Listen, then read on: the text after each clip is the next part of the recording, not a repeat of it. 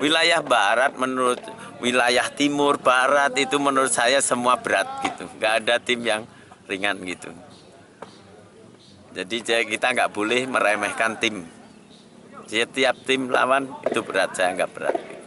Nggak ada klub yang diwaspadai? Tidak ada, semua kita waspadai semua. Termasuk misalnya ada Mitra Kukar, kemudian ada PSIM misalnya, itu memang salah satunya atau memang hampir seluruh klub itu memang sudah melakukan persiapan atau gimana? Ya sebagian tim kan ada yang sudah melakukan persiapan lebih awal, ada juga yang belum sampai sekarang. Tapi kita memang tetap mempersiapkan diri tim kita sendiri, nggak usah mikir tim lawan. Yang penting tim kita sendiri yang kita persiapkan. Nah, ya saya ulang lagi tadi, semua tim saya anggap berat.